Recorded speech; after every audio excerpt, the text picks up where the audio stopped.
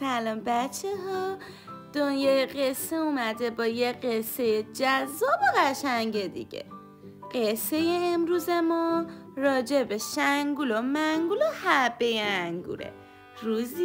روزگاری در دامنه کوههای سرسبز و کنار یه چشمه زلال بزی مهربون با 3 بچه کوچیک و بازیگوشش زندگی میکرد که اسمشون به ترتیب شنگول و منگول و حبه انگور بود. مامان بزی هر روز برای بچه ها غذا تهیه میکرد و مواظبشون بود. اما یه روز گفت: بچه های عزیزم، من باید برم علف تازه براتون بیارم.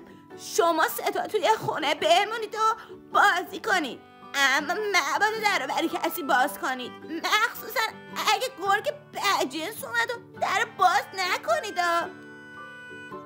بچه ها قول دادن و گفتن: چشم مامان جون، ما مواظبیم. مامان بزی رفت و در رو بست. بچه بزا مشغول بازی شدن. ناگهان صدای در بلند شد. صدای خشنی شنیدن. بچه ها در رو باز کنید، من مادر شما هستم. شنگول و منگول و حبه انگور دویدن سمت در، اما حبه انگور دلش شور میزد و گفت: صبر کنید، این صدای مامان ما نیست. مامان همیشه با صدای مهربون حرف میزنه.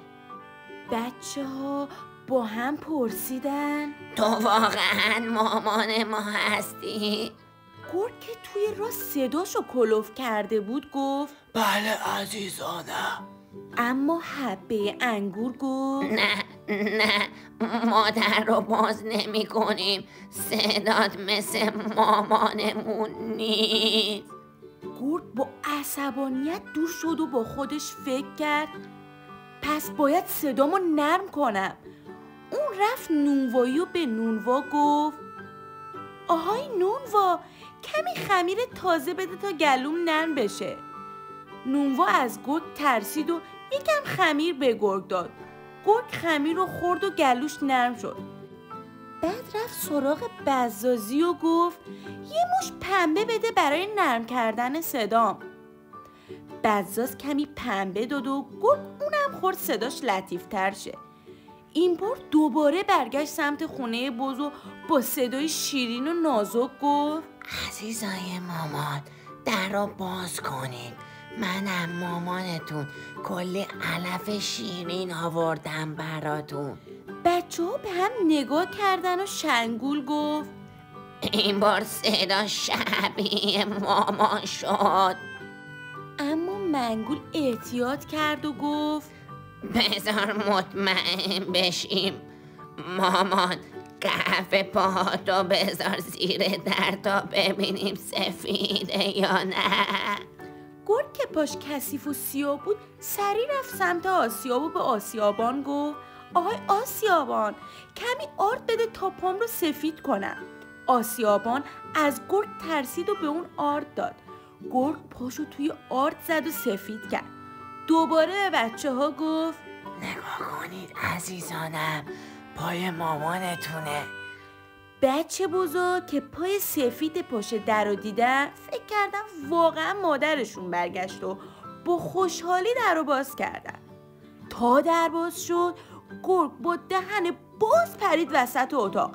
شنگول و منگول ترسیدن و خواستن فرار کنن، اما گرگ با سرعت اونا رو قاپید و خورد. حبه انگور چون کوچیک و زرنگتر بود زود پرید توی دیگ و خودش رو قایم کرد. گرگ گشنگیش برطرف شد و خوابش گرفت. از خونه بیرون رفت، کنج سایه درختی افتاد و خوابید. وقتی عصر شد، مامان بزی برگشت. با ناراحتی دید در نیمه بازه. اتاق به هم ریخته و فقط حبه انگور گوشه نشسته و گریه میکنه. مامان بزی حبه انگور رو بغل کرد و با نگرانی پرسید: چه اتفاقی افتاده؟ حبه انگور با گریه همه چیزو تعریف کرد.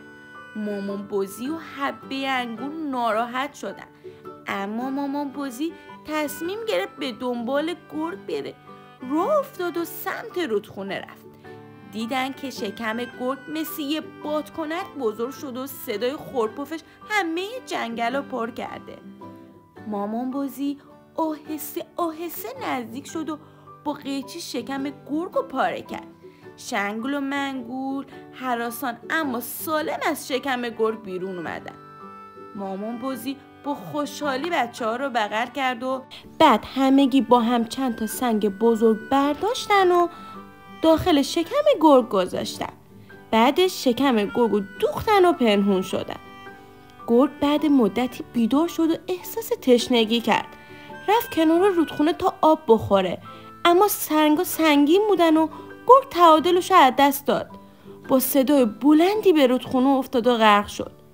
مامان بزی با شنگول و منگول و حبه انگور با خوشحالی برگشتن خونه تا همیشه مواظب بودن دیگه در رو روی کسی باز نکنن. قصه امروز ما هم تموم شد و امیدوارم که ازش خوشتون اومده باشه. تا قصه بعدی، خدا نگهدار.